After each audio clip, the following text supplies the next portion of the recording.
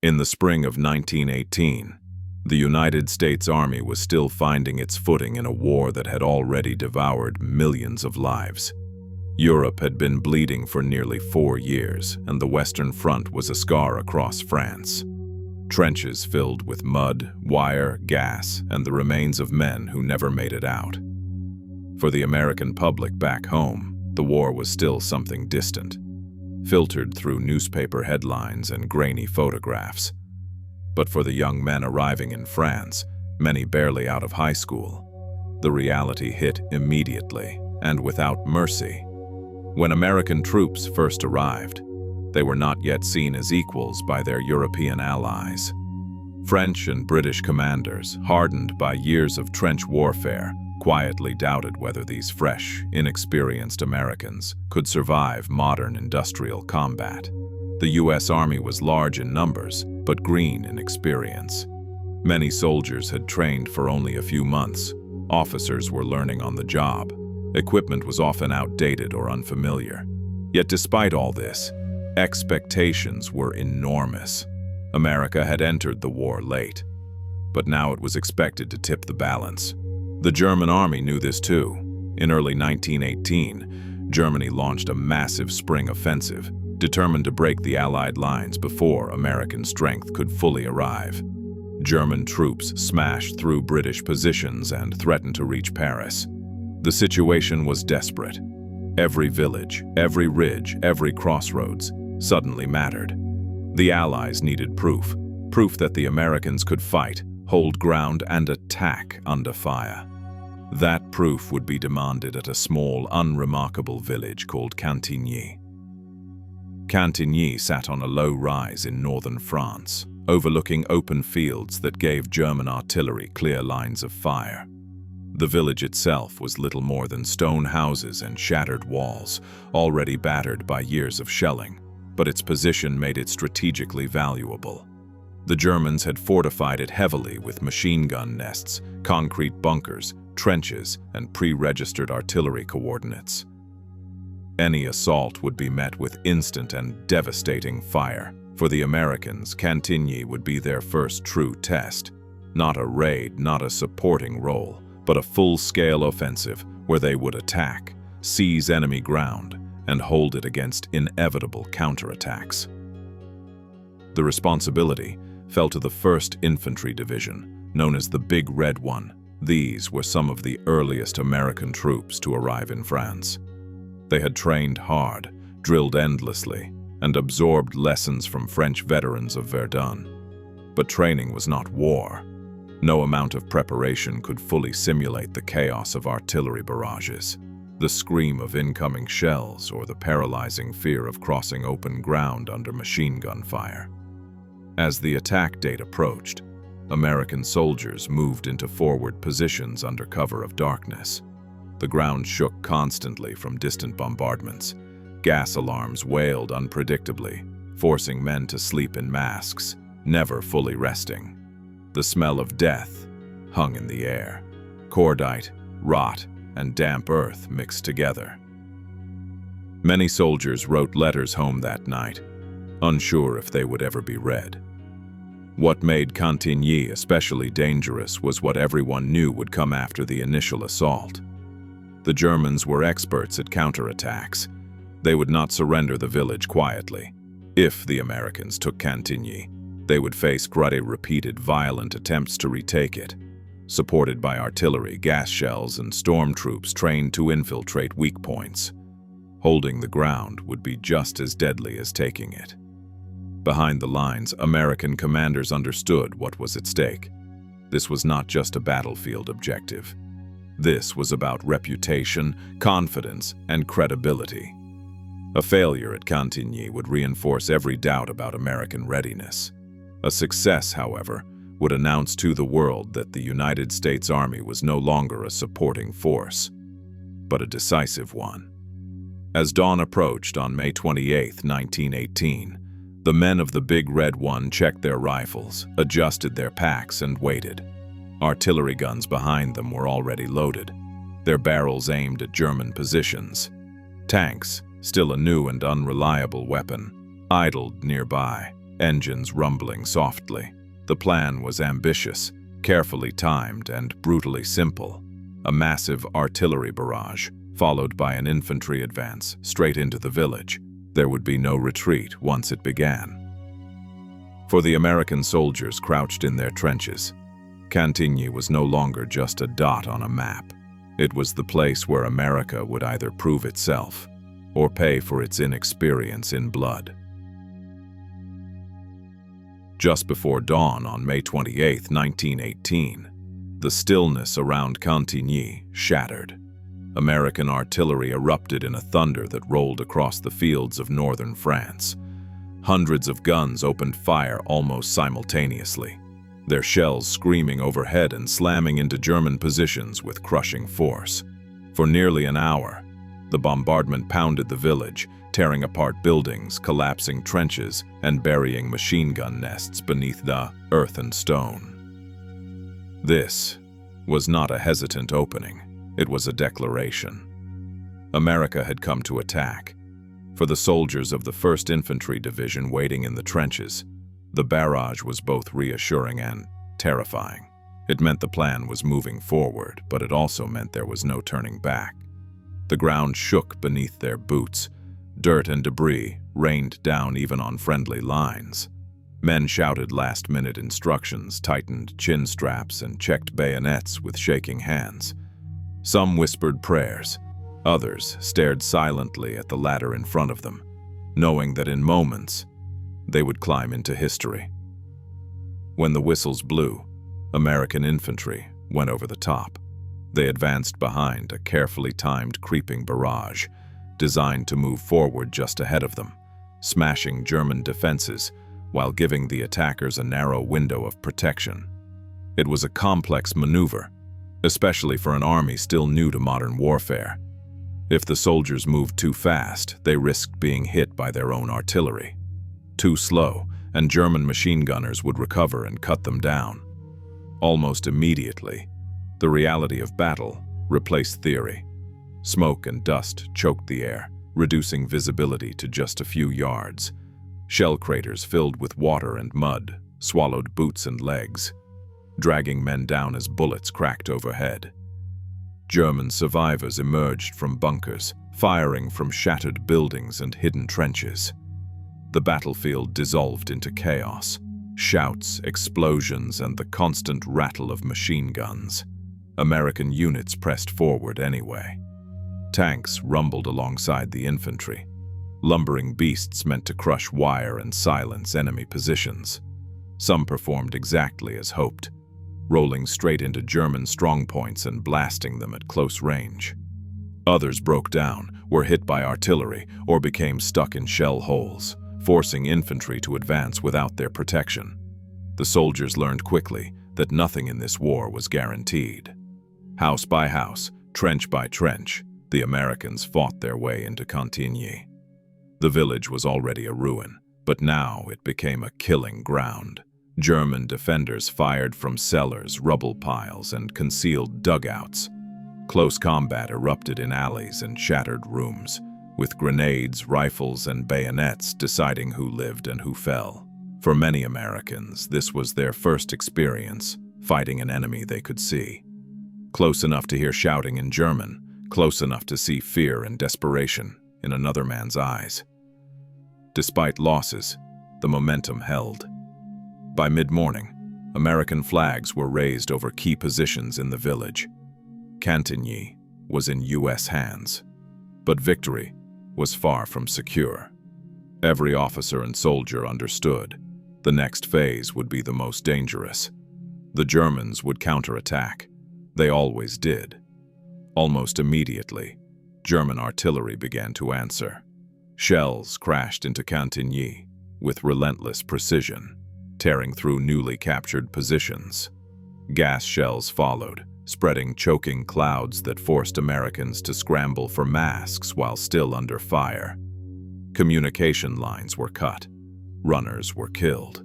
Units became isolated, relying on junior officers and sergeants to make life-or-death decisions on the spot. German counterattacks came in waves. Storm troops advanced through the smoke, probing for weak points, supported by machine guns and mortars.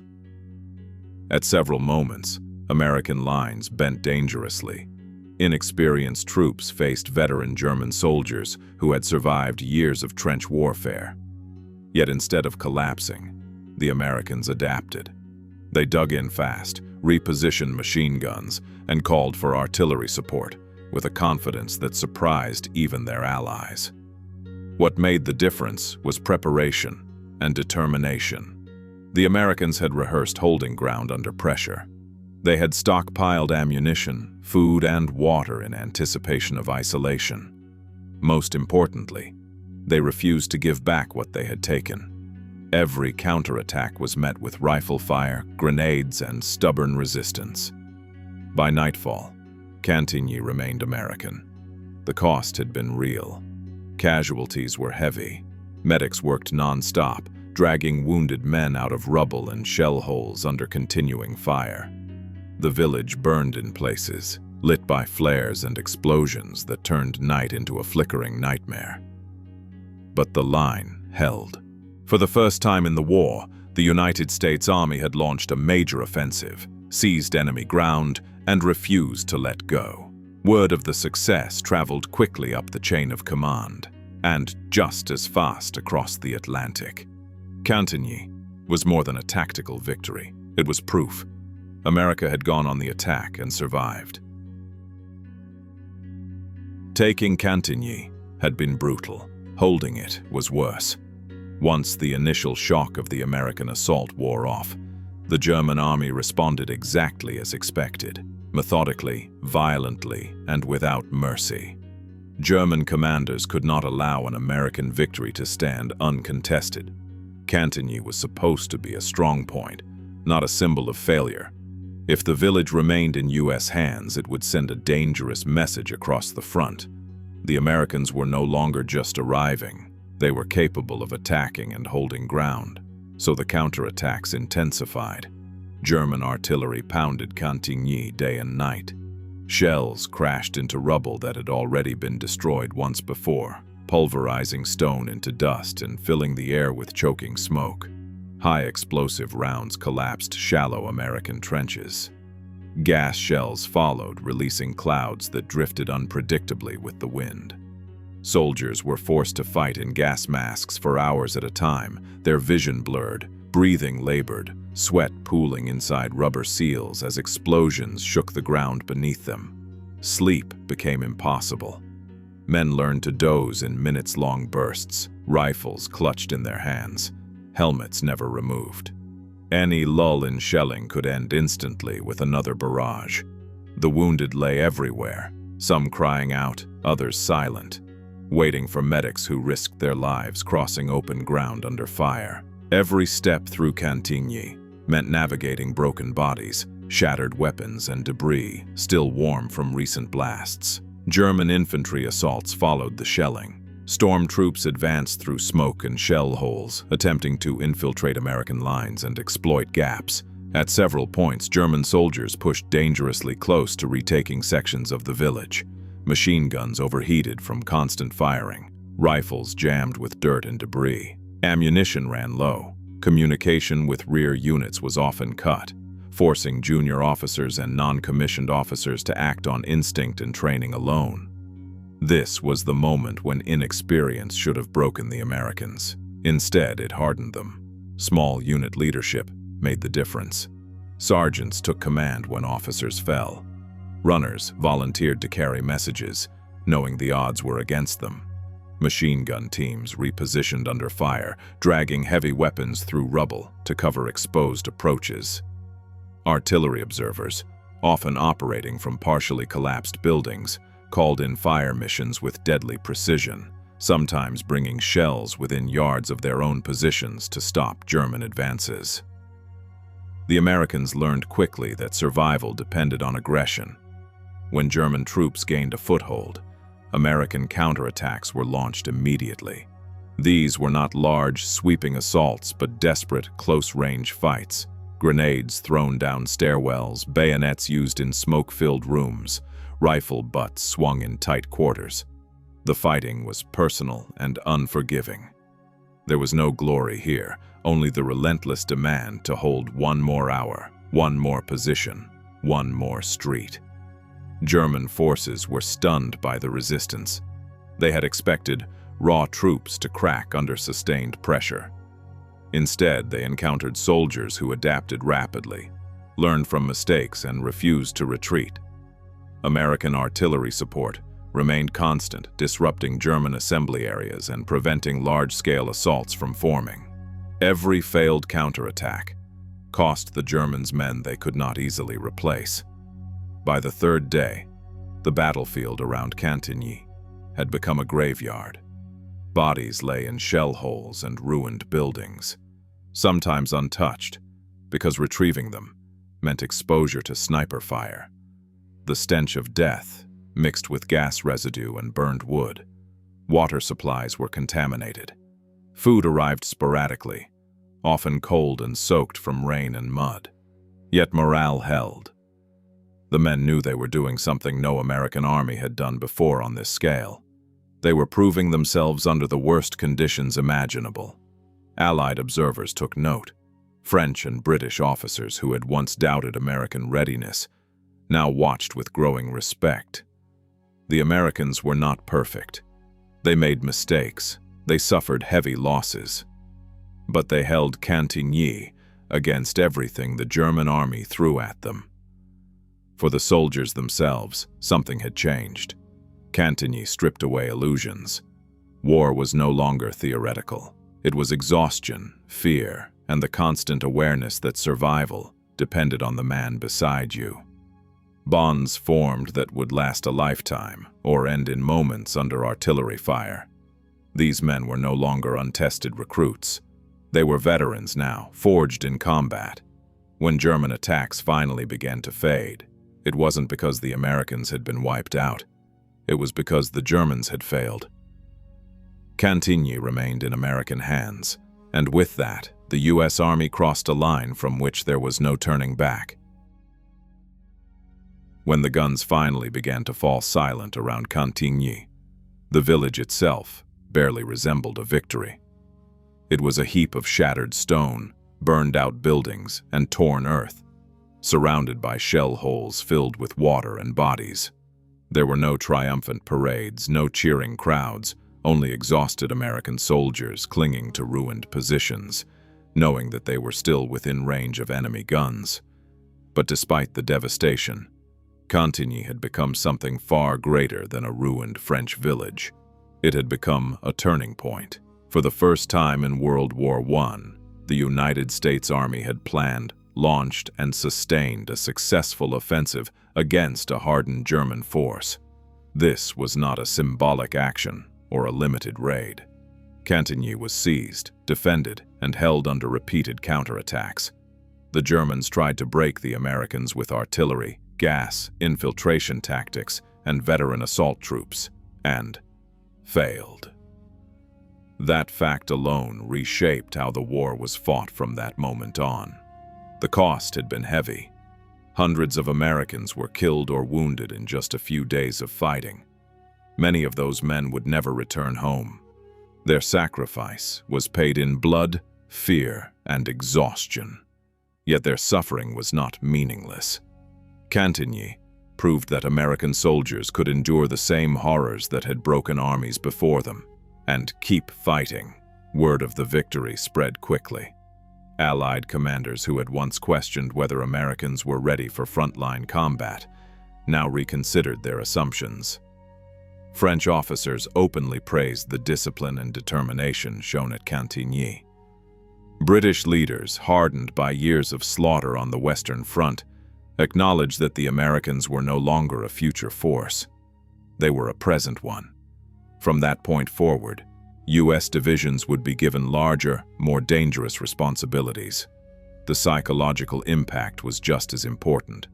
For American soldiers across France, Cantigny became a story whispered in trenches and camps.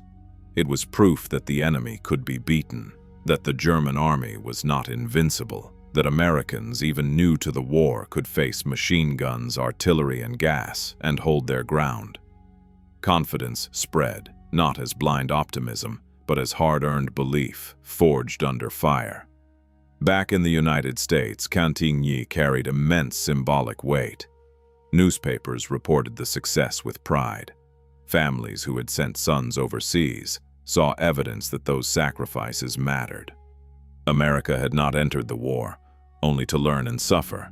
It had entered to fight and win. Cantigny became a quiet but powerful answer to critics who had doubted whether the nation was prepared for modern war.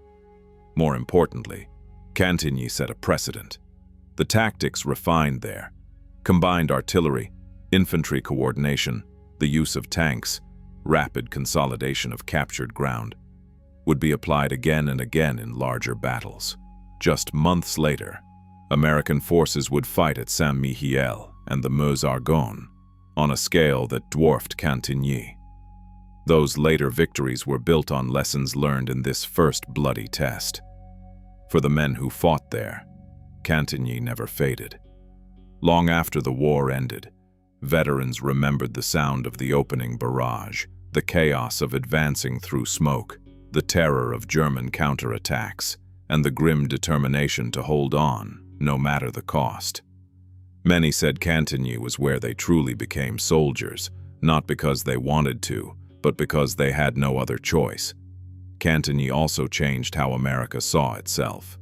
The United States was no longer a distant power sending aid and promises across the Atlantic. It was a nation whose sons fought and died in the same mud and blood as Europe's armies. Cantigny marked the moment America stepped fully into the modern world, into its responsibilities, its sacrifices, and its role as a decisive force in global conflict. Today, Cantigny is often overshadowed by larger battles that followed. Yet without Cantigny, those later victories might never have been possible. It was the first proof, paid for in American lives, that the U.S. Army could stand, attack, and endure in the most brutal war the world had ever seen.